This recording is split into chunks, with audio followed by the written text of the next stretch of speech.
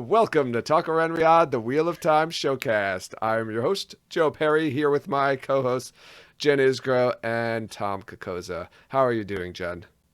I'm doing okay. Yeah, I don't know what else to say about this week. I'm trying to think if any. I almost made Tom choke. I'm trying to think if I have any good news or stories, but I don't think I do. So I'm just excited to be back here on another Friday talking about Wheel of Time.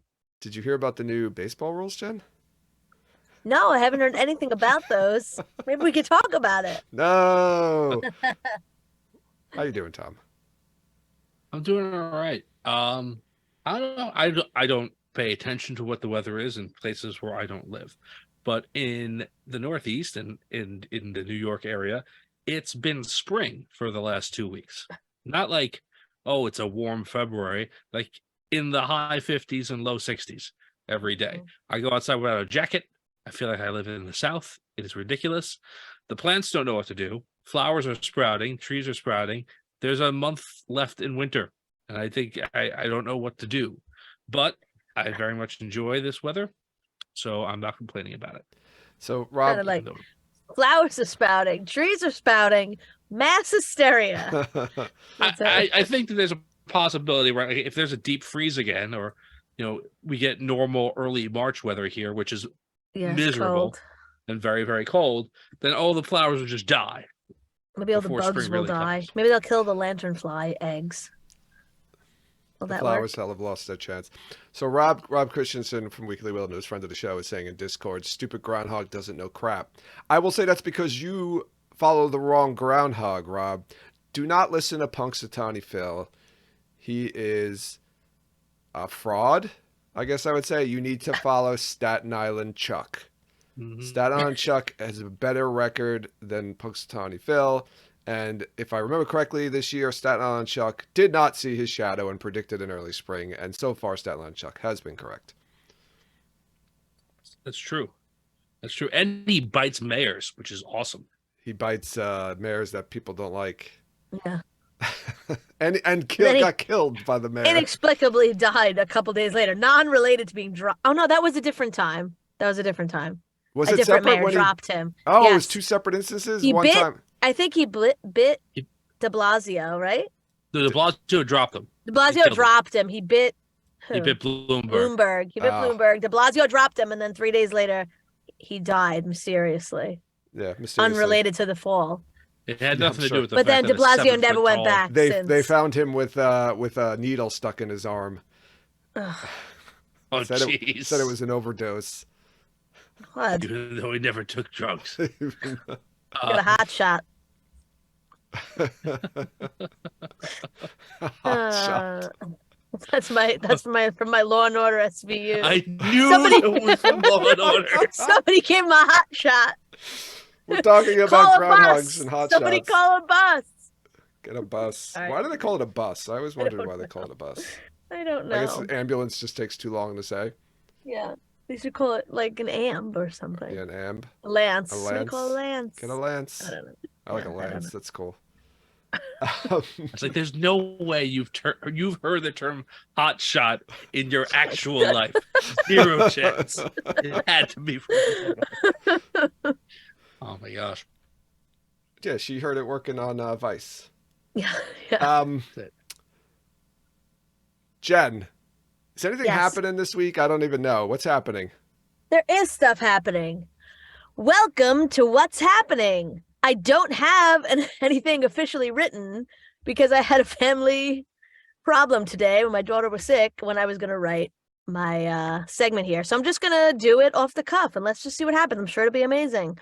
So our first piece of news came from Rosamund Pike's Instagram. We've heard her speak about this before, her work and support in countries removing mines that have been, I want to say undetonated. That's not a word. Not Yeah. set off. Another way of saying Yeah. it. Not okay. So let me just read the post. In Battambang province, Cambodia, Once again, seeing with my own eyes the tireless efforts of teams of female deminers working in swelteringly hot conditions protected by heavy constrictive PPE on uneven terrain. The undergrowth they have to clear to find the mines, remnants of wars over 30 years past, is dense, tangled, and resistant. Many families live face to face with land still heavily contaminated with unexploded ordnance. The efforts of MAG are sensitive, expert, dedicated, and inspiring. Hashtag proud ambassador, hashtag landmines, hashtag Cambodia. So there's a couple of pictures, I guess, of her with the women. Again, this is a insane thing that they have to worry about stepping on mines that have been left over from years past, and these very brave people go out there and remove them. So it's a great cause, and I'm glad she's posting about it again. Yeah, this is cool. They should make a TV show about this. That's all I'm gonna say. Okay. They should. I thought you were going to say like they were. No. That's all I'm saying. They should make a They TV show definitely about it. should. Yeah. Sorry, I'm just looking at the pictures now. They're all dressed in their gear with Rosamund. Okay, so let's move on to the next post, which is from Yosha Stradowski's Instagram. And he is posting from the Kilimanjaro region. And guys, I just haven't, if I don't write, I literally can't think of English words if I don't write it down beforehand. It says House of God, and it's a picture of a mountain. I'm gonna guess that's And- Mount Kilimanjaro. Kilimanjaro. Yeah, there you Indeed, go. Mount The Kilimanjaro, only yes. thing I know about Kilimanjaro is Kilimanjaro Safaris, the ride in Walt Disney World Animal Kingdom. So, I mean, it's quite a mountain, and there's some trees in front of it and some animals on the plain. I'm not sure what that is in the bottom left. I was gonna say deer, but it also could be like a hyena or Yeah, something. it looks like it could be a fox or a hyena. Yeah, some kind of a. Yeah, so I don't know what he's doing in the Kilimanjaro region. Maybe he's on a. He seems to like to go travel and Yeah. see some nature every once in a while. I feel like people are vacationing now because they have to go back to work soon, maybe. I think so. I've been seeing other actors posting like more that they're in different places. Maybe they're getting all their travel out now since they have to go back and shoot season 3 soon. Yeah. I think so too. I'm with you.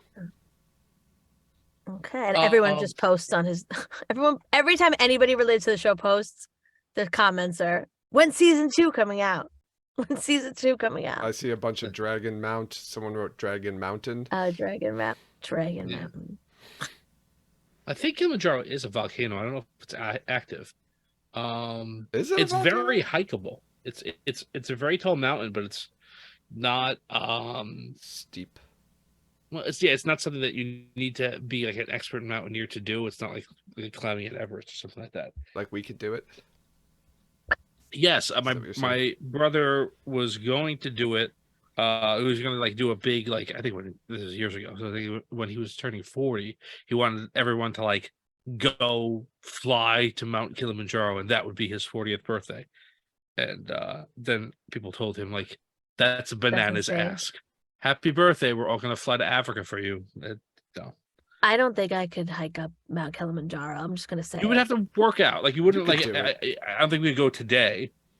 But I think that's something where you don't need like mountaineering gear or like to be an expert like cliff. You're cliff not climbing Mount Everest. You're just walking up. There's like Yeah, a path. It's a hike. it's like hiking. It's like literally like hiking. Yeah. But hiking up a mountain. So it's Yeah. So it's physically, it's not a lot of physical exertion, but it's not something where you need special skill. I guess that's the idea of it. Mandy Moore hiked up a mountain once. I don't know. She posted about it on her Instagram. She went on like a trip with all her friends. I'm just saying, maybe it was this because if Mandy Moore could do it. It's a DC 11. Wait, I'm gonna say Mandy Moore mountain climb. What mountain was it? Wait, We have a lot to talk Mount about. Johnny. Everest. She hiked up. It was Mount Everest. Yeah, that's much more difficult.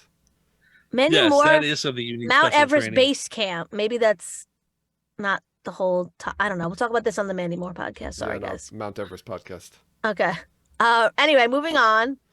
The next post, let me see if I can pronounce this, is from the twin girls who played Matt Cawthon's sisters on the show, the Butanaseva twins. I think I got that right. Yeah. So they posted, so lovely seeing our on-screen mom, Juliet Howland, on Saturday. Hope to see Christopher Shurif too soon, which plays their father, obviously Abel Cawthon. So it's a picture of the two girls and their, I believe, older sister with Juliet. I don't know where they were when they saw her, but it was very cute seeing them together again. They got big too. Yeah, they did get bigger, huh? Yeah. Been that many happened. years they filmed. I know. They probably filmed in like 3 years ago? Yeah. 4 years ago. 3 or 4 years Yeah, ago. funny how that works. Yeah. Great. Hopefully we'll see them again. Yeah, it'd be nice to see them again. Well, They'll be like 20 by then. got a Next decent season. shot. They'll be in season 3. Yeah. Do Yeah. you think we'll get them in season? Oh, maybe 3? they're getting together to talk about season 3. I doubt it. Oh, you thought? Yeah, I think that yes. Well, we predict they're going to be filming fairly soon, so if they're going to be, Well, it does say hope to see him too soon. There's no emojis to like kind of give away the attitude of it. Damn them without no emojis. They're children. They should be posting with emojis. Depriving us. That's okay. All right. And then I have one more piece of news tonight from Screen Daily's Instagram. They posted, introducing Donald Finn, actor and one of our rising stars, Ireland. Film credits include How to Build a Girl, The Witcher, and Fantastic Beasts, The Secrets of Dumbledore. So Donald was honored here as a rising star from Ireland with a nice picture and a very smart yellow mustard-colored cardigan. But anyway, so that's good. I usually have a lot more research into these things, guys. Somebody tell me what Screen Daily is. I'm going to click on it. He's also in the Wheel of Time. They forgot to mention that. Oh, he is. I'm sorry. He will be playing Matt Cawthon. They just said film credits. It didn't say television credits. Oh, they used an emoji, Jen. It's a news and media website. Yeah. That's what Screen Daily is. If I click on this, I was telling the Tom link in the before, bio. It's a very British-looking picture. Let's click the link. Well, he's in a smart-looking mustard cardigan. Yeah, with let me find with drab background. How far back do I have to go to find his? I think it's in a very. Just to be clear, I think that when they have things that he has done that are out to watch as his film credits. All right, here we go. He's the first one listed. Let's see. Okay, the site uses cookies, everyone. Oh, this is riveting podcast stuff. I'm just trying to see where it says that he's going to be in Wheel of Time. We know that already, so I think we can. It does. Okay, this year, Finn will return to Prague to shoot the next series of Amazon's epic fantasy show opposite Rosamund Pike. The size of the production was on another level, and I felt like I had been given a huge opportunity I wanted to grasp. What was the first thing you said? This what? This year. Oh, it said this year. Okay. Confirmation. They'll be filming season 3 this year. It doesn't say when season 2 is coming out. No, of course it doesn't, Jen. It said Matt Cawthon in the Wheel of Time, which required a West Sussex accent and hours of stunt training. Hours. Literal hours, guys. That's not a lot. That's not a lot. Hours like at least 2. That means 2. More than 2 hours of stunt training. A West Sussex accent. Does anybody know what that is? So I looked up. I'm only familiar with East Sussex accents. So I did look it up. And to be clear, that's the same accent that Barney. It was used for the character in season 1, right? So he's going to be emulating that same accent. accent. So I'm going to have a hard time understanding him? Is that what you're saying? Well, I think you'd have less of a hard time understanding him than his normal Irish brogue, and I think that's part of the idea of it. Oh, that's true. So apparently a Sussex accent in general is something where there's heavy emphasis on the usually first syllable of the word, but the strong syllable of the word, and the other syllables can sometimes be low enough to sound muttered, which, so basically it's Tom's accent, like how I talk, except in an English accent. It's like Tom talking with a British accent. Yeah, I guess so. I obviously I had a lot of interest in it. But yeah, that's it. So you don't have to worry about what it sounds like. It sounds like the way he sounded in the first season. All right. Okay. I'm going to get into, oh boy. How long have we been talking already? I feel like we're almost done with the podcast. Well, there's a What? ton of baseball stuff before we even really started the Oh, show. that's Yes. true. That's true. So I think it's time for this then.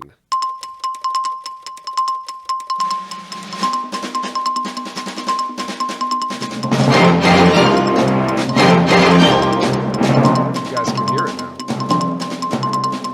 You can tell by our dancing skills.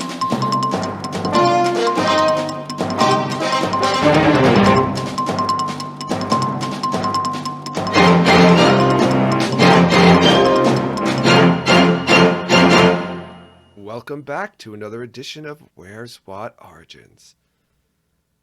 This time, we'll be talking about where What Origins is. We've been looking for a long time. Searching. Tom, do you have anything to share about What Origins? Well, Joe, I too have been searching for a long time. What origins? And I can report that I have not found it. Sorry. That is saddening, Tom. Jen, do you have anything to report? No, Joe. I've searched far and wide, and still there's absolutely no sign of What Origins. All right, let's get into the news. We've got a couple of things to talk about. First off, I want to talk about an article that was written in Left Lion, which is a local monthly magazine from Nottingham, England, which happens to be where Marcus Rutherford is from. And this was an interview with Marcus. Basically, it was actually talking about the Wheel of Time explicitly. So there are a few quotes in this article that I wanted to share and get your thoughts on them and see if we can read into any of these. And try to glean any secrets from season 3 or season 2, I should say, of the Wheel of Time. Secrets. Okay, here's the first quote. All right, tell me what you can glean from this quote. It takes him. He's talking about the character Perrin. It takes him a bit of time to come into his own, but he grows a lot in the first series and will do so even more in the second.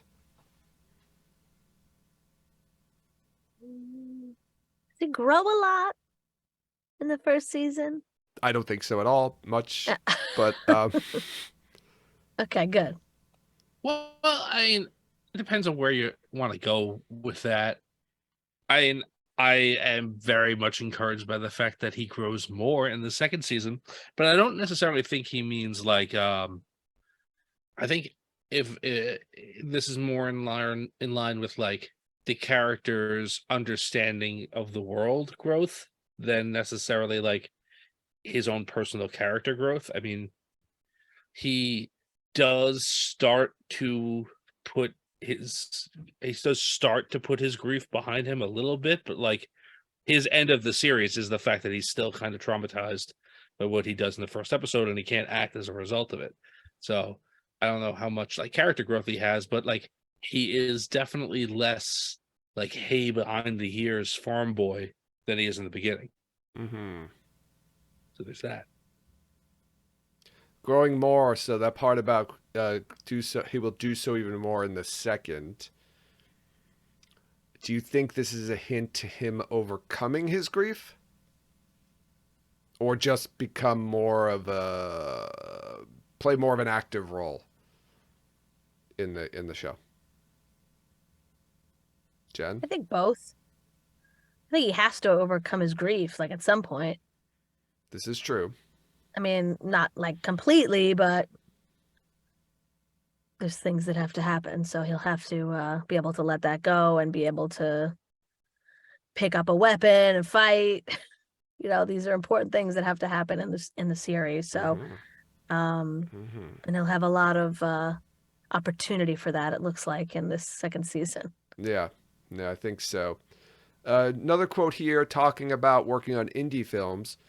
Quote, you might be able to talk to the director in detail and have quite a few takes of certain scenes.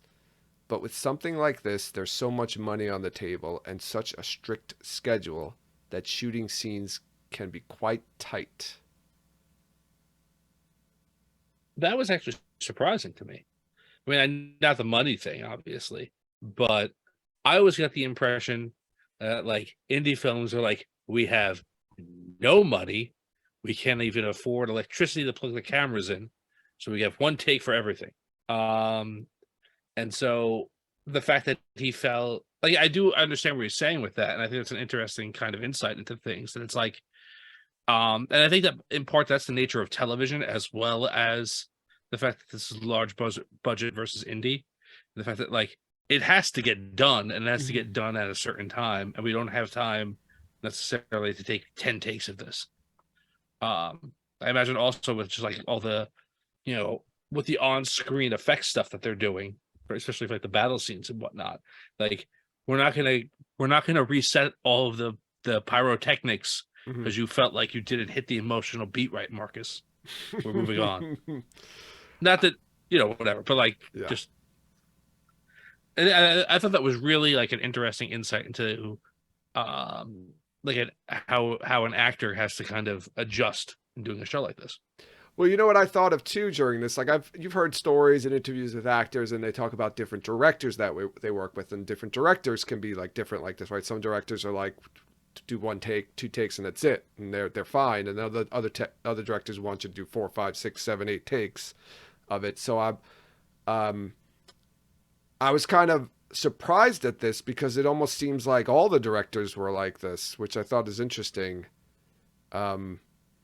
Because you would think there'd be variation. Like you said, it's hard to get used to. I think it would be hard to get used to if you have different directors and they're all doing it differently. Like some of them are like, if in the beginning he was working with Uda and she was like, all right, let's take 3, let's take 4, 5. And then he gets to, Wayne Yip, and Wayne Yip is like, no, one take and we're done. I could see that being a little bit more of a jarring distinction, but it seems like everybody was like, no, we gotta move, let's go. Right, and I think again that's kind of, I think that in part is like the nature of like television versus film versus whatever the case may be. I mean, also like it's like we're here, we're only in this location for a week. We've got X things we have to do. We can only film them at this time. This is what we're doing. We have to hit our next mark by whatever. I think that like what you're talking about is really something that is more, you see more with film, where you see like one director might be like, okay, we're gonna film it, we're gonna move on, let's go. And then you got like a David Fincher who's like 50 takes per scene and wants to figure out what the movie is on the set, as opposed to other people who are like, I know what the movie is, I've rehearsed the actors, and now we're just gonna go and film it. Right. So I do think there's different variety for that, but I think part of the nature of this kind of thing, I've heard this for years and years, is that there isn't time to do that in television. You have to know and then go and then do.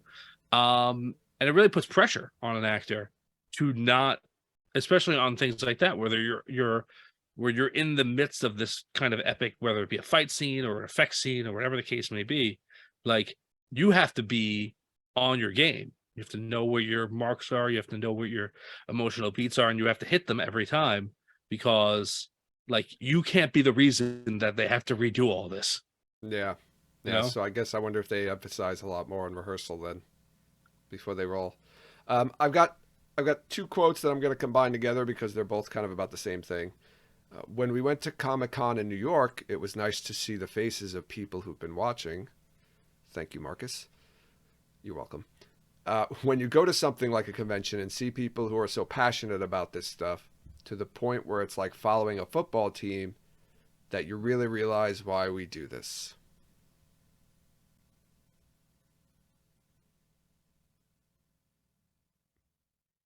Yeah, I feel like I caught the line. I want to give Jen a chance first. I was sorry. holding that silence to make it so awkward that somebody had to talk.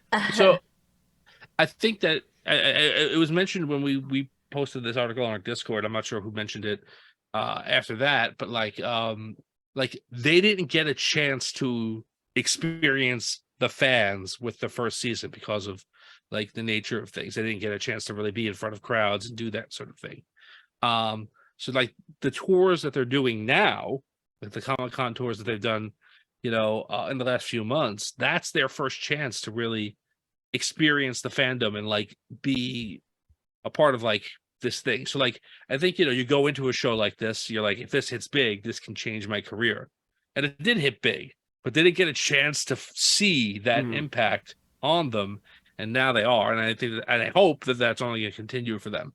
And yes, I think we should take at least 60% of the credit for that feeling. That's Yes. wow. I was going to say 60, but sure, I'll take it. We were yelling a lot. That's true. I'm A sure lot they of those, heard a our lot, particular yells. a lot of those people were there to see Lord of the Rings. All right, so Right. So they needed us. they needed That's why, us. for us. Yeah. Yeah, I hope they get to do more. I mean, I hope they have more time to do some interaction with fans and whatnot. Obviously this will probably be going on for a few years, and they'll probably wind up going to more conventions, and it might not be the same people every time, but it'd be nice to get them to interact a little more with the community and the fans and everyone else. I have one more quote here. This one is probably maybe the most interesting one, and maybe something that we can try to pull any information out of. In series 1, the naivete of our characters is at the forefront of the story, but in season 2, there's a bit of a time jump. They've started to accept and have faith in the prophecy and their destiny, so there's more of a maturity to them. It's darker too, more real, and a bit more brutal. So there's a lot in here. The bit of a time jump part I want to talk to first. So how much of a time jump are you all predicting this is going to be? 3 months. 3 months. So, oh God, if we're not going to get to the main topic if I ask this question, but I'm going to ask it anyway because it needs to be Who asked. cares? What is everybody doing during a 3-month time jump? Girls are going to the tower and That's the easily starting their explained classes. one. Yes, that's easy. Matt is Locked up in the oh, tower. locked up. He had to be healed. He had to be healed, but for 3 months, that's a long time. Okay. Perrin is training with the Shinarans. Maybe he met So they don't go after the Elias? horn right away? I don't know. Like, I don't know. I think they here's my setup, right? We talked about the fact that you may see a setting in this season, Mm-hmm. right? So my guess is that like Perrin is going to be with Loyal in the setting when the Shanshan come to him, when the Shinarans come to him and say, like they finally found a lead as to where the horn is, and it's his obligation to come with them or whatever. So they're gonna recruit him like in Rambo 2 or 3, whichever one. Why would they wait to go look for the horn? They could just go No, right I away. don't think they're waiting. I think they're searching for where it could be, and now they've found it and they're gonna go get it. The other thing is that That's they've weak just sauce. been wandering the world trying to find it, Yeah. and now they are. Right. They've So been I think it's searching for better. I months. think it'd be better served if he's like either he's gone like the other way and he's like, this happened because I couldn't pick up the axe. I'm going to learn how to train. I'm going to be a warrior, whatever.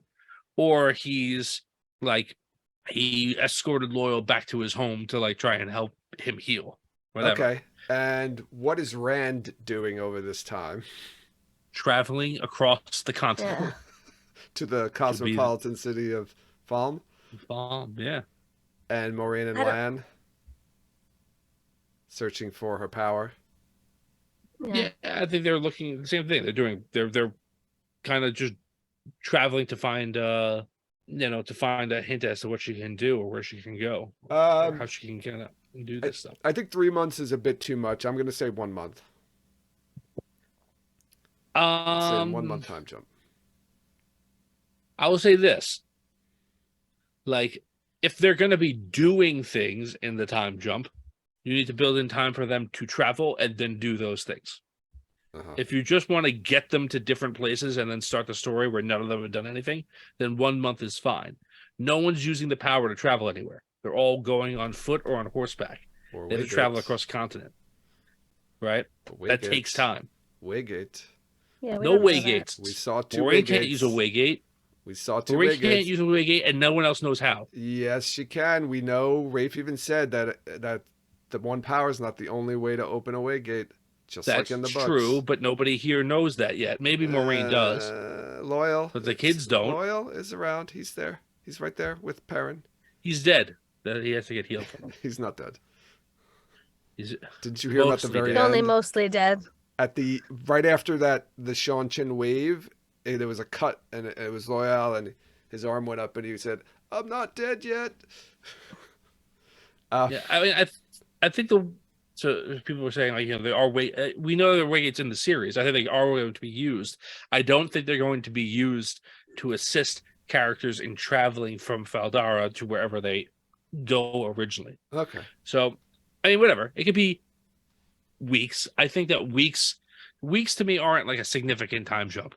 No, it'd have to be at least a month. I like giving the girls time to like get into the tower and be there for like a couple of weeks at least. Yeah, I agree with Like you. start training, kind of know what's going on there, and then that way, like when Elaine shows up, they've been there for a little bit already. They're not all coming in at the same time. Yeah. Right.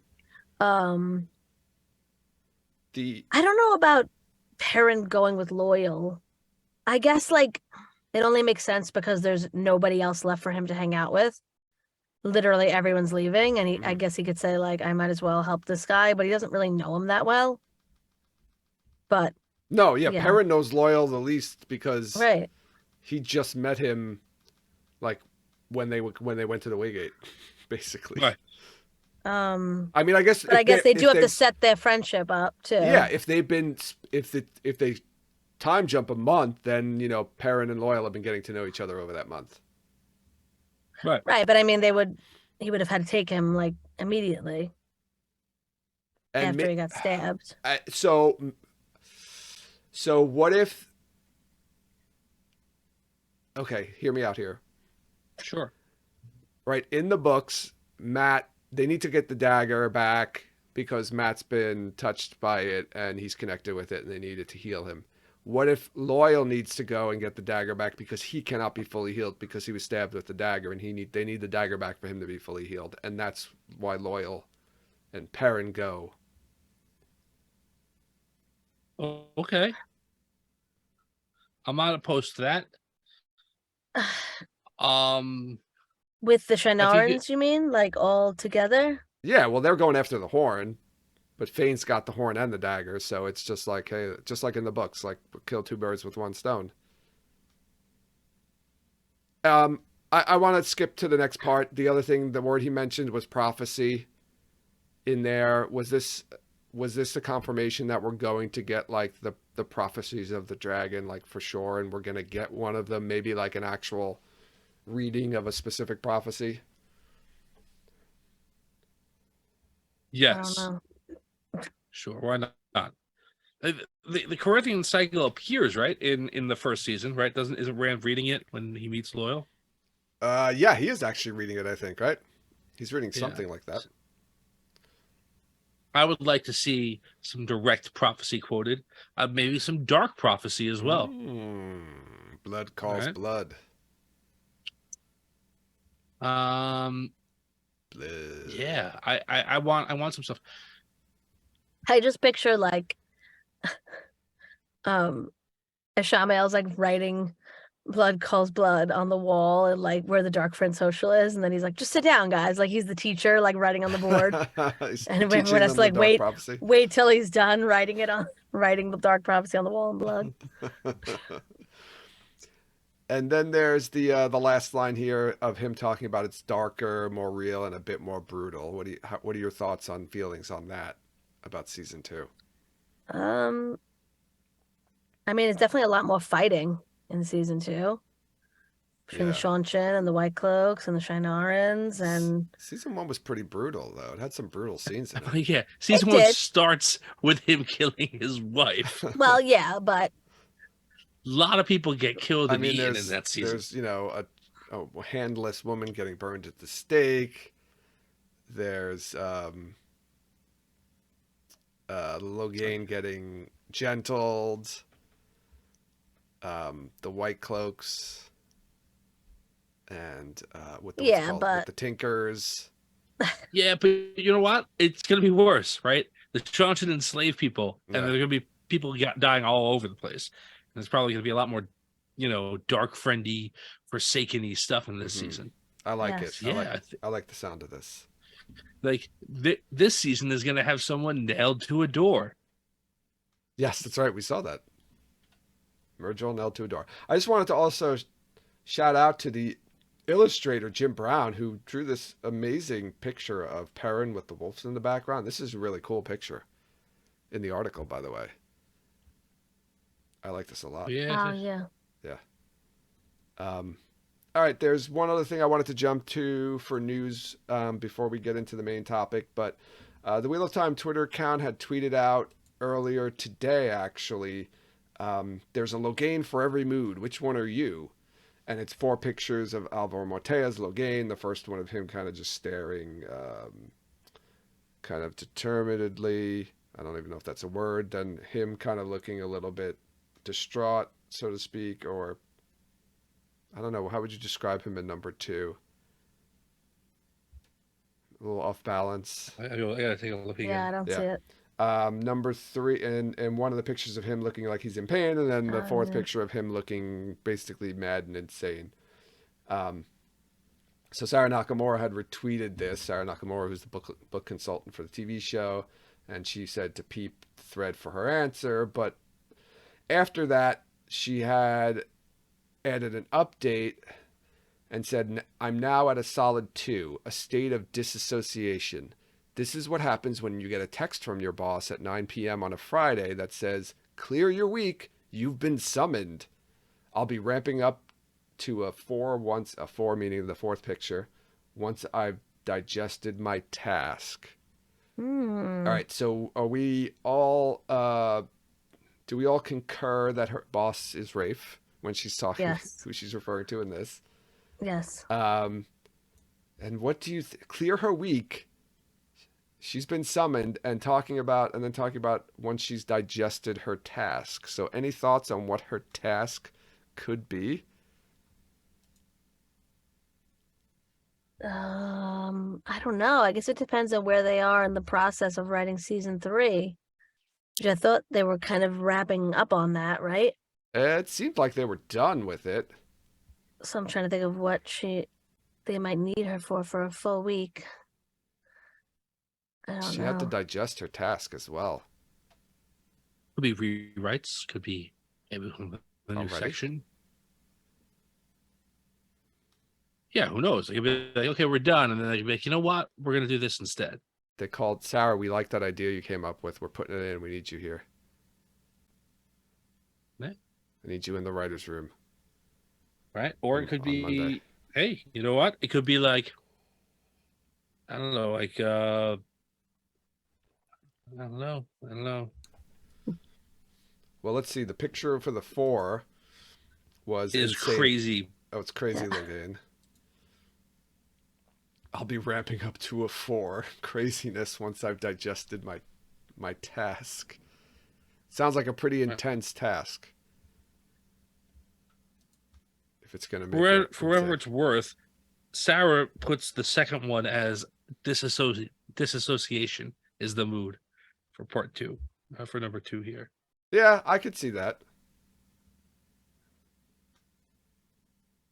They don't even have real Jesus-y. Yeah, there's no Jesus Logan from the Jesus cold Logan open, from right? the beginning, the cold open. Yeah, they should have put that one where he's with the king. Logan Jesus.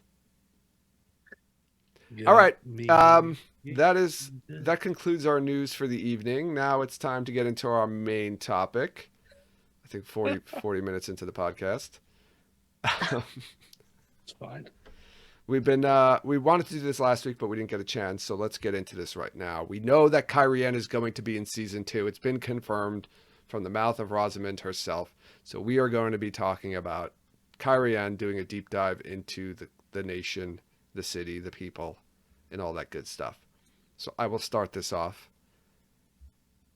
by describing the sigil, which I think we had talked about this in our bonus episode where we described the best nations. But the sigil of Cairhien is a golden rising sun. Sorry. The sigil of Cairhien is a golden rising sun on a field of blue. The capital of Cairhien is Cairhien. I knew that. Yes. Damn it. So it's located near the center of the continent, the greater continent, not obviously the westland part of it. It is bordered by the river Eranin and Andor to the west and the spine of the world to the east. And the country is known for its rolling hills, forests, and fertile farmland.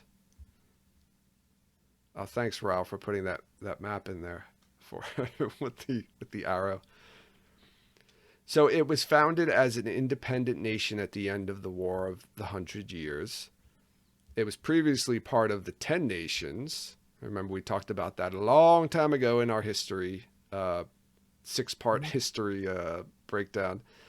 The former nation was called Almoren, and its lands once stretched all the way north to Shinar, so it had a bigger borders than it does now. What happened, though, was when a group of nobles plotted to overthrow the imperial governor, they were murdered. That's what happens when you try to plot against the imperial governor. This threw the nation in a civil war with Lord Matrain Columcille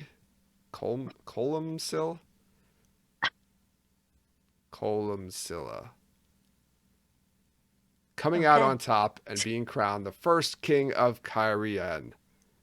Congratulations, Lord Matt Columcille. The country owes its prosperity to the time shortly after the breaking of the world, when the Aiel were wandering the land, protecting the treasures entrusted to them by the Aes Sedai. And remember, we talked about that in our Aiel episode. And as we discussed in the previous episode, the local people shared their water with the Aiel, and as a thank you, the Aiel gave them the sapling Avendor Aldera, which was from the last Chora tree, Avendsora. Eventually, this opened up the Cairhienin to free trade through the Aiel Waste, giving them a direct line to Shara, which held all kinds of rare and valuable items, such as silk. So that kind of gave them almost an exclusive trade, well, not trade, but exclusive Westland trade probably with Shara, right? Because you imagine that none of the other countries were trading with Shara, although the Sea Folk did trade with Shara, right? I believe. The Shanshan definitely do, because the Shanshan have silk as well. Yeah. I can't remember if the Sea Folk trade with the Shara, but this put the Cairhien in a great, position for, having that access to Shara and those items. So it helped make them a prosperous country. But eventually the gift of the Chora sapling led to conflict, which we all know was the Aiel War. We talked about this in our Aiel episode, and I think we also talked about this in our history episode. But just like a brief recap, it began when King Laman cut down Avendor Aldera to make a throne for himself. The city of Cairhien was eventually destroyed in the conflict, and Laman was killed. After the Aiel War and Laman's death, Galdrian Riatin ascended the throne. And this was in free year 978, and he's the king when the books start. He was known for his cruelty and tyranny, and his rule was marked by widespread corruption and political repression. And he was the one who wanted to rebuild the city and the famous topless towers, so he hired Ogier to come in and do that, the Masons, but eventually just stopped paying them. Unbelievable. Yeah. How do you do that to Ogier? Not cool, Galdrian. You got what you deserved. Who's worse, Galdrian or Layman? That's a good question. Layman's prideful and stupid, but I don't know if you ever get a sense that he's like a super bad king. Yeah, we don't Like get that Godwin, much information about how his rule was. But don't we hear like that all the Damodreds are basically horrible people, except for yeah, like a few of them? yeah. There's like two. Well, there was three, right? Moraine's dad was supposedly a good guy, I guess, or her cousin's okay, and her cousin's not bad. and then Um, Galad's all right, I guess. Oh yeah, Galad too, yeah. But that's because he He's really didn't know his family. Yeah, he's a yes. Damodred in name only. Well, in blood only. Wait, that doesn't seem right. And name. No, his name. It's Yeah, his name. but he was raised. Well, he was pretty old when his father died, right? He wasn't very young, that young.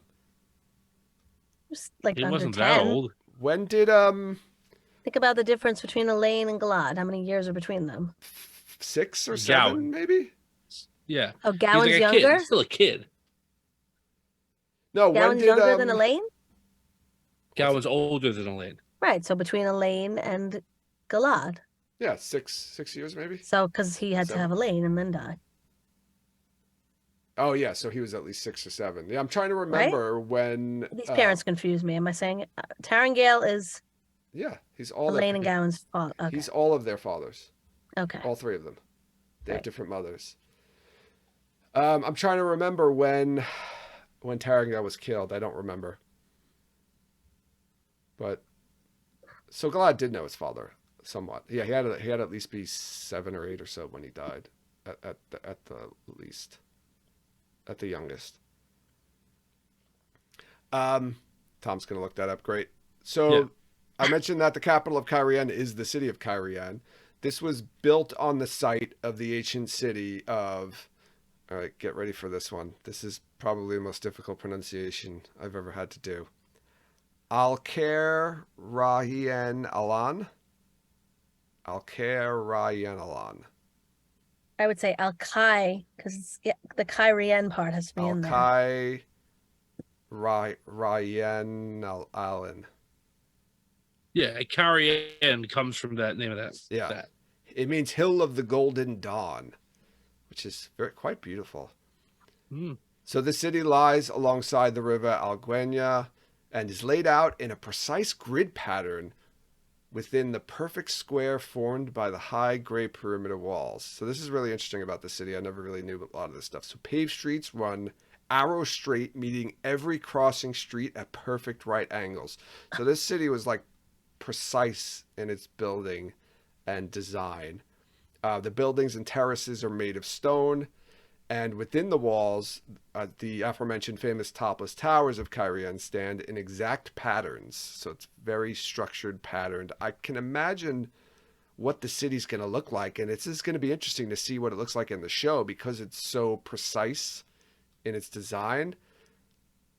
Like, I wonder if they're going to be using an existing city as a baseline for this, or they're going to have to build a lot of it and then just CGI the rest of it in.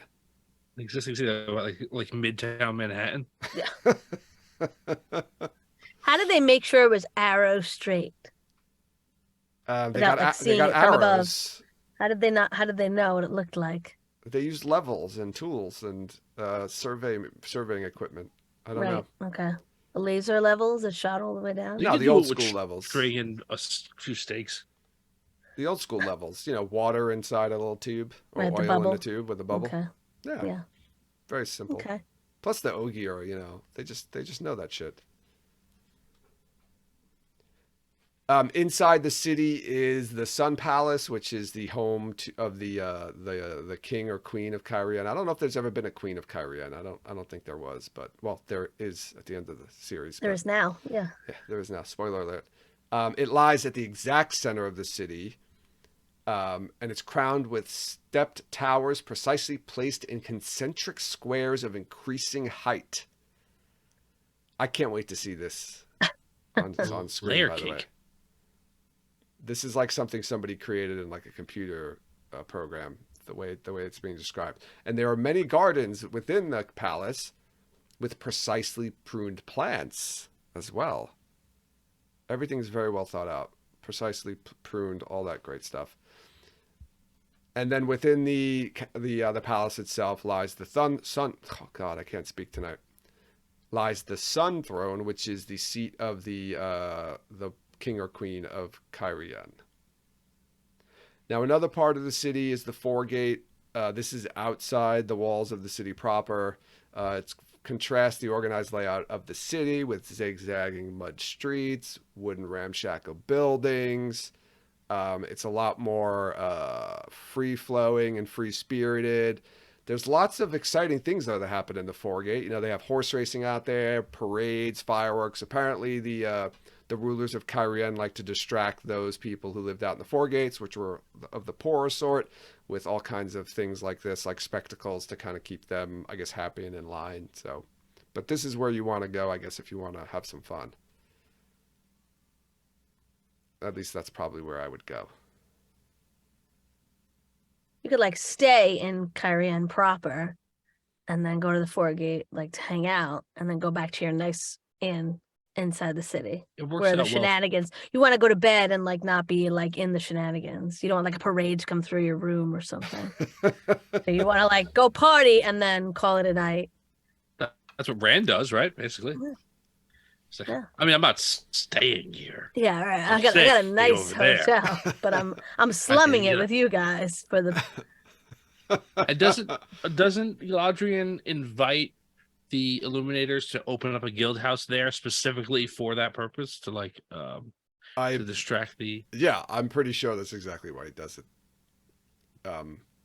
Yeah, we've got the Illuminators Guild there as well. So there's all kinds of fun things happening in the Foregate. It seems a lot more exciting than inside the city itself. Inside the city might look nice, it might be well organized, but sounds pretty boring. Give me the horse racing, the parades, and the fireworks any day. I love fireworks, so that's all I need. So to talk a little bit about the people and the culture of Cairhien, the people are described as being generally short and pale with dark hair, very reserved, but they do know how to party. And we get a little bit of this in the books during the Feast of Lights, which is a big celebration in Cairhien. I think we talked about this on our calendar episode. Any man can kiss any woman and vice versa, and it's not uncommon to see nobles and commoners canoodling in public. So this is kind of like a party time in there. And I guess I'm assuming this takes place, not assuming, I'm pretty sure we get this taking place all over the city, in the Foregate and inside the city proper as well.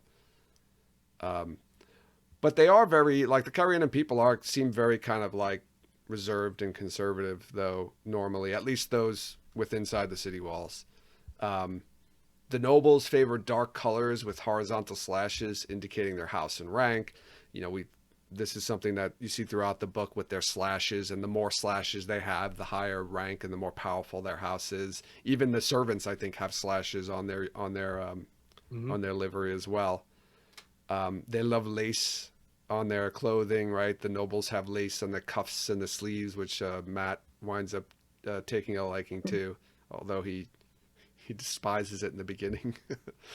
And the women wear hair, quote, tightly coiffed into elaborate towers of curls, and each style is unique to the wearer.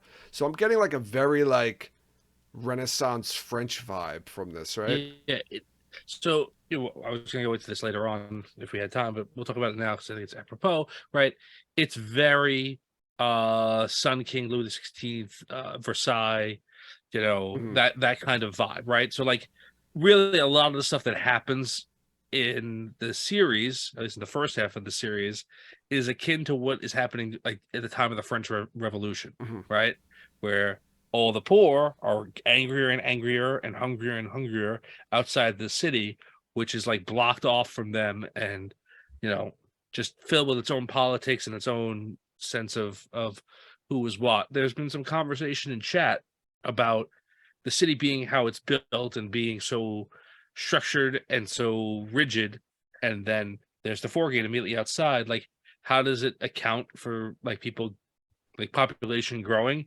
And like, it doesn't. Like, one of the things I think is interesting about this country as opposed to other countries is that there's basically like 2 or 3 like big houses that kind of rule, and everyone else is minor. And like if you're minor enough, you just don't get to live there anymore.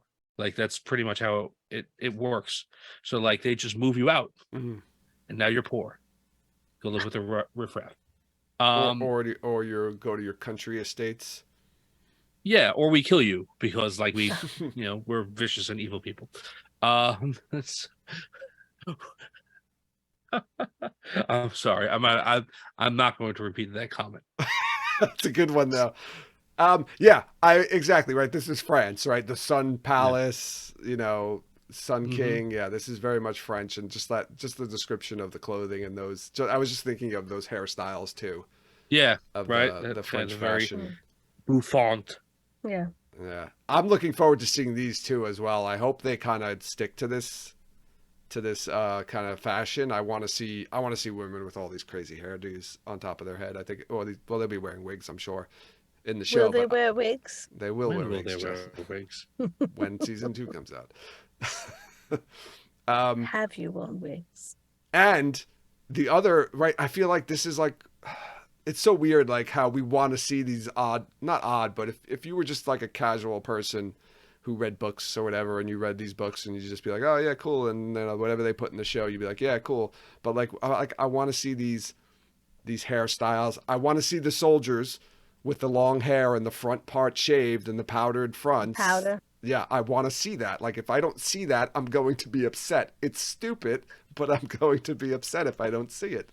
I like how you just said, like, if you were just like a person who read books and like like a normal person, not like us. No, not Person like who could us. just read a book, enjoy it, and then move on. We've done that with many books. Like I've done that with many books. So I Just guess not these. I am that person. It's just not with these books.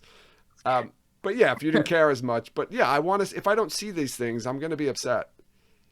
I I know this isn't how it looks, but I just picture Gary Oldman from The Fifth Element, like with the high Shave forehead. back head, yeah. I mean, Yeah. he does have the front of his head shaved, and his hair is kind of long. That's all I'm saying. Yeah, he does. Like Talmanis is supposed to have that hairstyle, Yeah. right? Yeah, Ugh. yeah. I just can't. Like, I don't know. I don't know if I'm gonna like that on him. I could see if he does have that hairstyle in the beginning, that as his character progresses, he grows it out. Actually, Like- so we've got a picture of Gary Oldman. This is more of like a Sean Chen with the one side of the Yeah. head shaved. He does have the front have his That's head true. shaved too. By the way, this is a very obvious bald cap. So whoever did this work didn't do such a good Yeah, job on you're it. right. Sorry, you can see the line. I mean, it's where just a shot. it's like his skin Well, he's color got like a is different. plastic. He's got a plastic thing over it in the movie. Oh, that's right. It's supposed to be obvious.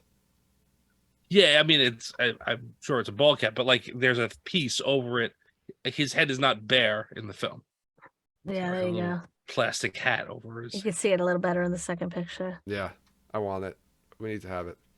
The commoners' fashion, though, getting back to their fashion, the commoners were much more colorful in their fashion, often wearing mismatched colors and clashing colors as well. So they were a little bit, again, more freewheeling, weren't as rigid and structured as those the nobles and those who had more money. And then finally, I think the most probably notable thing from Cairhien is the game of houses, or Dice Daimar.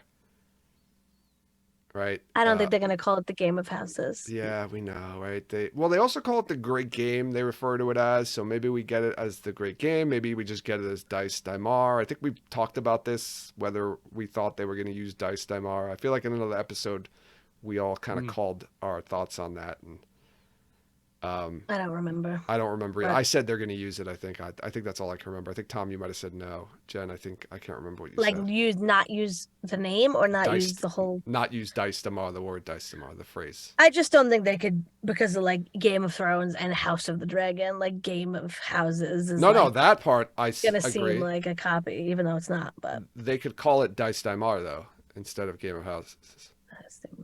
I And then guess, yeah. And they could say it's the Great Game, because it's also referred to as the Great Game. Not like the big game or the Super Bowl. The big game. Yeah. Yeah. The big game. I'm going to quote this from the Big White Book because it actually was just like a perfect description of it. So Cairhien, quote, thrive on the complexities of subtle political intrigue, using the art of misdirection and hidden means to gain power and status. For a Cairhienin, nothing is as it seems. Everything has a deeper meaning, a hidden motive. Maureen damage red. Yes. See Yeah. Maureen damage red. Although in the show, her motives aren't hidden because we get them all out laid out for us. Right, but I mean, They're hidden from the.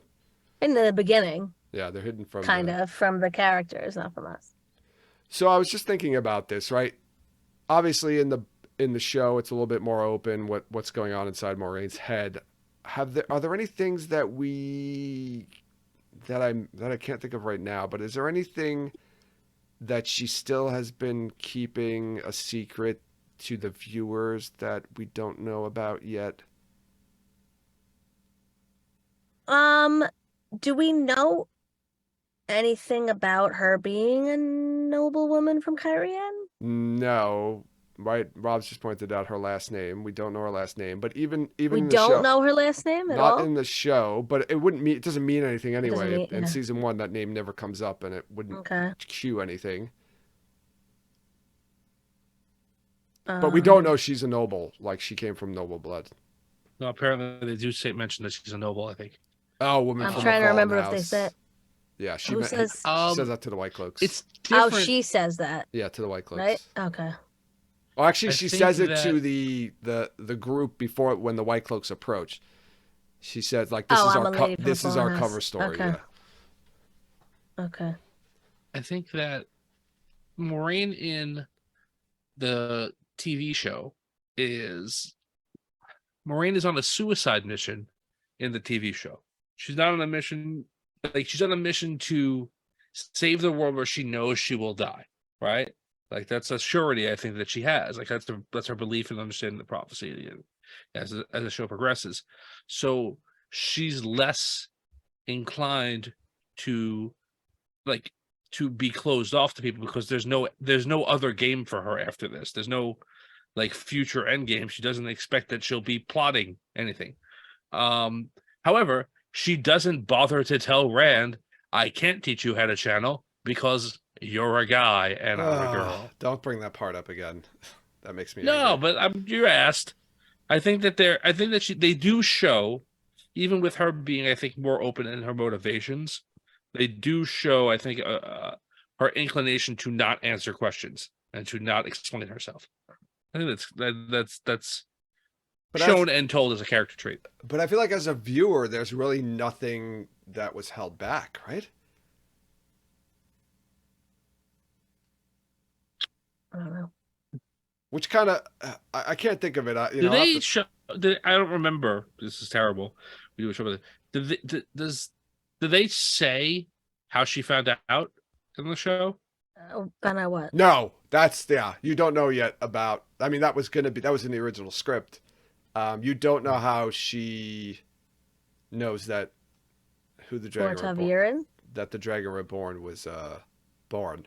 She doesn't tell the story of Guitar Morosa. And, Oh. Right. Well, her and Swan talk about finding out, right? Together. Or having the secret. There's something in that yeah, conversation they do. have in the hut. That's the one. Yeah, see, this is something I think that might bother me as well with the show. Is like I don't think they've held anything back with Maureen. But she's the main character, so you can't. But I feel like even hold main back. characters should She's- have a secret or two in there. You know, She in their has. I mean, pocket. just her mentioning quickly, like that she's a woman from a fallen house. Like people might not even have picked up on that. Like, like yeah, she. It could be. That's like a whole storyline that's going to be in season 2. I think we think with Barthanes or whatever, like going back to Cairhien or that. That's something that really is not in the book at all, right? Like her kind of facing her past. hmm So that's and like if I actually think now thinking about it that it's a great idea to put that in season 2 since they had nothing for her to do. yeah. I think it's like a interesting thing that we never really get a chance to see in the book Yeah. because there's no time. Yeah, we're getting comments in Discord that Maureen did mention the story of the blind seer and Yeah. Katara. Guys, I think we need to watch the show again. Yeah, I think we're gonna have to do a rewatch. Did you know that Dice Daimar originated from the White Tower? No, I didn't. Yeah, and it's spread to other southern nations, though to a lesser extent. The Cairhien didn't take it really seriously, but it originated from the White Tower. And that all nobles are involved from birth. This is like something that's ingrained into them at birth. And it affects all aspects of life, including dress, behavior, even architecture. Everything a noble does is part of the great game. Everything. Even Laman's sin. It's responsible for a lot of the failures of Cairhien. Great game. Not so great. Yeah, I think Galdrian trying to play the great game with Tom. This is downfall. True. Barthanas trying to play a great game with Rand. Yeah. Doesn't work out. But Barthanas got killed because they got away, right? Is that why they killed him? He's supposed to like keep them there or kill him? Did Fane kill him? I don't remember who killed him. Or was it it was Grey Man, right? We talked about this last time, but he was like did. really ripped apart. I don't know who actually did it. Did we say the Golem? Was it the Golem? I don't know, but I don't know why. I forget why he actually got murdered. Is it because like Rand and them got away and yeah, he didn't screwed kill up. Well, he Rand was a or dark something? friend. Yeah. Yeah, he was a dark friend. He let them all get away. I Yeah. don't know. It doesn't here. He was found torn to pieces in his bedchamber with his head stuck on a spike. Yeah. Yeah. I mean, maybe they I don't ripped know his if they head ever off say who first did it. so that he didn't have to suffer. That would have been a nice way to kill somebody. Just really quick in like one movement and then tear off the rest of the pieces. So like You think I would put the spike in the ground first and let him know when we're done, that's where your head is going. oh, I don't care where my head goes when we're done. Do whatever you want with my It's head. true. It's the starting part that I'm really worried about. Rip the head off first so I don't have to feel you ripping off my arms. and Yeah, I legs don't and- think that's what happened though. Something tells me the Why? head was probably the last bit to go. Somebody Rayor put it's implied it's the golem's first victim. So maybe he did it, he ripped the head off and they were like, no. Next time you rip the legs and arms off first. I got it. Okay. It's my first time. It's my first time. It's my first kill. Since coming out of the stasis box, right? I think that's where the golem was. All My right. first time out of the stasis box, guys. All right. I was I gotta stretch my legs a little excited. bit. I was I excited. got excited. It's been a long time. All right, so we're getting Cairhien in the TV show. We all have theories. We've talked about some theories about what role it's going to play in the show, right? Moraine possibly going back to Cairhien. Actually, I think that's what Rosamund says, right? She said it in that intro that she's going to be going there and facing some of her past. Yeah. What is that past going to be that she's facing?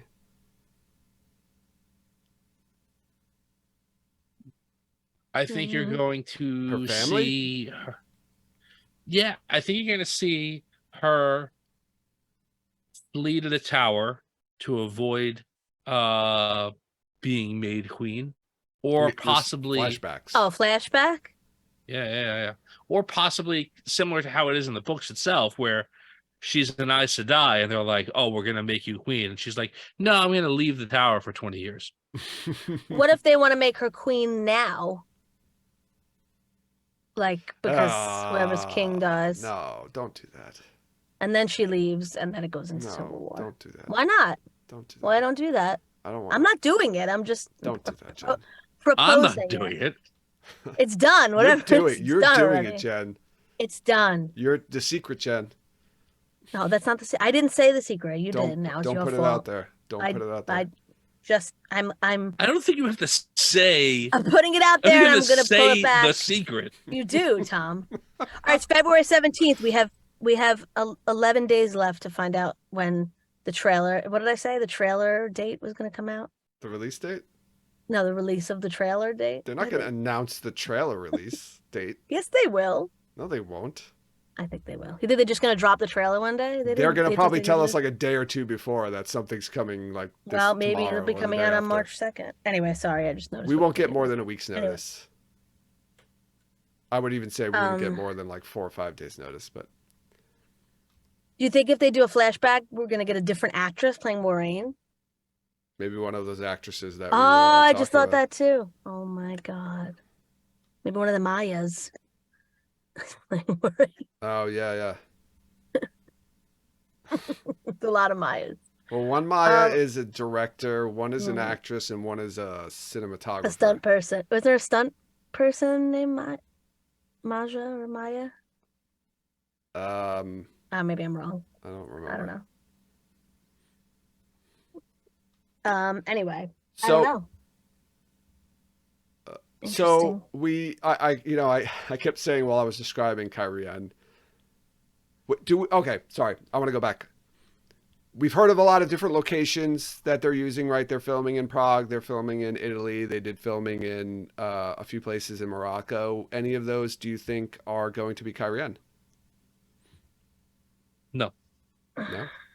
Do you think there's another I think it's a filming set. location? It's all set? I think Carrion's going to be a set. Set in It's going to CGI? be similar to White Tower, like where it's backlot and it's CGI. I hope they don't use the same set. No, they can't use the same set because those streets are like zigzaggy. Right. And we've heard Donald talk about the set for Carrie Ann and how it was like one of the most impressive things he's ever seen. Whatever. Oh, that's true. Yeah. All right. I buy that. I like that. A set. I want to see it to looking like Cairhien, looking very structured and rigid and very like symmetrical. Um, I'm looking at the map. Sorry, there's a map up here. I'm are looking at the map. are we getting any other action besides Moraine in Cairhien? Including Rand. Including Rand. Any other action besides Moraine in Cairhien? Moraine, Land, and Rand. And Rand. I don't know, Lanfear, maybe? Lanfear. Illuminators. Barthanes. I'm still trying to figure out how Illuminators. Rand figures into Cairhien. Like, if this is a time jump and that means he's not starting in Falma. No, I'm telling you, he starts in Falm, he leaves, and then he has to go back. And then he goes back. He's I still in the runaway mindset at the beginning of this season. He's not in the I am a hero. I mean, he's in So, the, I have to get away gotta from get the map. people. He goes from Falma to Cairhien and back. Is that what you're saying? He goes, yeah, can't get I it. think Oh, he here it does. So he's going. Here it comes. It just Whoa. floated down. He's going from where the frick is Shinar? Here. From here to here to here to here. You guys didn't even see that at all, damn That's it. like years. So the Did you first see what I did? figure, Yeah, I know where they are. I know where the From countries are. here to here to here to here. yeah, well, It's a I lot. think the second move, the Falm to Carrion move, I think that could be aided by Waygate / Portal Stone.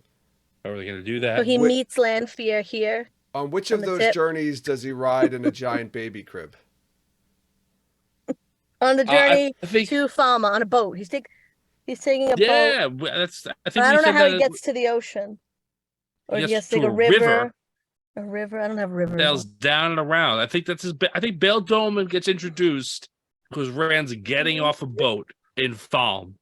Dana Ludes described it perfectly in chat. He's going from Maine to San Diego to DC to San Francisco. Well, no, he would be going to the Back to same. Yeah, he'd go back to San Diego or Los Angeles. Yeah, I still though. I think Without a car. that's where he's at. I Or think plane. that Without a car. It's a long journey. Flying on a dragon. I don't see it.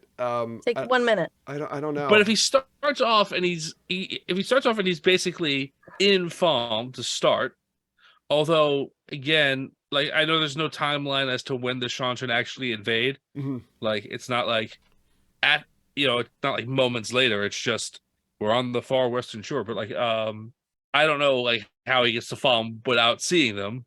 But if he starts off there, then it's not like he's traveling all around the world in the same season. He leaves and then he comes back. I think that's basically it. Waygates or portal stones to. Yeah, I think you still have to have the like him and Celine Mhm. together traveling around business, right? Yeah, I mean, it makes sense if she's with him in Falm. I was just going to point out before that you said Falma, but which is what I used to say too. But now that we've been saying Falm, Yeah, I it know. sounded very New York when you were like, he's got to go In all the way to Falmouth. Falma. Sorry, but Falma, yeah, He's Falma. coming over for dinner. she gets him somehow magically to Cairhien and then ditches him when he meets up with Moraine, and then we'll see her again later. Yeah, this is confusing. I'm Ditches him interested in in how Cairhien this, the our, same our, way. our episode breakdowns are going to be hella fun because it's, Tom, yours is going to Hella. be yours is going to be pretty wild. We have like an 8-minute, It is. an 8-paragraph episode 5 again. Yes. Do we get so we talked 3 a little hours. bit about I talked a little bit about the costuming and the hair and styles and things like that and how I want that. Do you think we're getting the slashed the slash clothing to represent the houses and the rankings? I really hope so, because as many pictures as I've tried to look at, I can't picture it. I just need to see it. Like, Somebody in a had real posted piece of something, clothing. oh God, maybe a year or two ago about their thought. Was it Katie? Yeah, slash. She was talking about the riding dresses specifically, but slash clothing is like when you're standing still, you don't see it, and as you move, like it's like layered. Almost. I just need to see it Yeah, on and a real I piece think of clothing. explicitly said horizontal slashes, so it's just like stripes, straight. Yeah, like it's just like horizontal across. stripes. But it's like underneath, the color is like underneath the top color. Yeah. It's like somebody cut your shirt and there's a color underneath Yeah, it. pretty punk rockish. I had a shirt like that once. It was like a tiger slashed me. And Oh, that's one what I of always those thought shirts. it looked like, and it was like red underneath. Yeah, Oh. like 2002 probably, when I was hip. Back when you were hip. Yeah. And I guess one last question. You know, we finished it off talking about the Game of Houses, Dice Damar. I think everyone's kind of under the consensus that we're going to get it. What it's called, we don't know, but we're going to get this kind of political intrigue going on in Cairhien for however much time we spend there. Yes. Yeah. Do we get? I want Rand to throw letters in the fire. Right, we know we've got Barthanes. Are we getting King Galdrian and get him getting killed, throwing everything into upheaval? Like that scene, right? We talk about that scene in the behind. I guess it's in the behind the scenes of the teaser with Rand walking with the torch, and we're pretty sure we saw land behind him, so we can assume that Moraine's with him. That looks like it's the Foregate. It looks like stuff's starting to go down. Like, is that them in the Foregate getting out of town, or is things starting to break down and fall apart in Cairhien, going into civil war? They don't look too distressed though. I thought that was fog, because of the way they were just kind of walking. They weren't like running or like. Yeah, they're not they like look upset. They were just walking. No, but And it looks somebody like walked past them, and it looks like, hey, we got to move now, but they're kind of keeping their cool and they're feeling confident Maybe. about it. They could be looking for the Waygate in the basement or whatever. base. It's a basement Waygate. How the hell are you going to fit one of those things in a basement? It was in a basement in the first book. In the book it is, but the TV show, the Waygate's like 50 feet tall. Maybe they're not all that big. They come in different sizes. Friends come in all sizes. Maybe it's a really deep basement. It's a really wide door, and it's short. It's like the dragon pits underneath the what's it called? Yes. Game of Thrones. Yeah, in Game of Thrones. Yeah, where like a full-size dragon is just like underneath. Yeah, that's Yeah. what it is. Yeah, sure. Rand is a full-size dragon. All right. Is there anything else that I missed or anything you wanted to bring up or talk about with Cairhien? Tom, did you have anything you wanted to add from a historical? No, just in regards to some of the things, we didn't talk about this too much. We alluded to it, but while most of the influences that we talked about were like that French pre-French Revolution thing, the other cultural influence of Cairhien is Japan, where a lot of those kind of like hyper formalized, dark clothing, straight line kind of aesthetics come in. So it's got something similar to how Faldara is with that. I guess, architecturally or structurally. Mhm. Also, I was looking up on some stuff on the Topless Towers. And I want to thank, again, the 13th Depository for being so awesome here, because I thought this was really interesting. So as we mentioned, Cairhien is laid out, I'm quoting directly from here, is laid out as a perfect square, its streets in a precise grid and four square architecture, a reference to the Masonic ideal, Oh. right? It's tapping into Jordan's Freemason connections. Tall towers, in a time with no elevators or escalators, symbolize Cairhien pride and arrogance, and a reluctance to acknowledge obligations and agreements, as indicated, I think, in Claudrine just saying, keep working, just build them, I'll pay you, I promise. And then Cairhien being the hill, the Golden Dawn is a reference to the Order of the Golden Dawn. Again, which I think has some Masonic Freemason connections, right? So there's a little bit there that I thought was interesting that I wanted to kind of touch on. And then I don't know how far you want it to go. I did a little bit of just looking into the academies that happened later on, but I guess we could talk about that in future seasons if you want. Spoilers. We don't like to spoil things on this podcast, Tom. Come on. Never. No, that's not what we're about.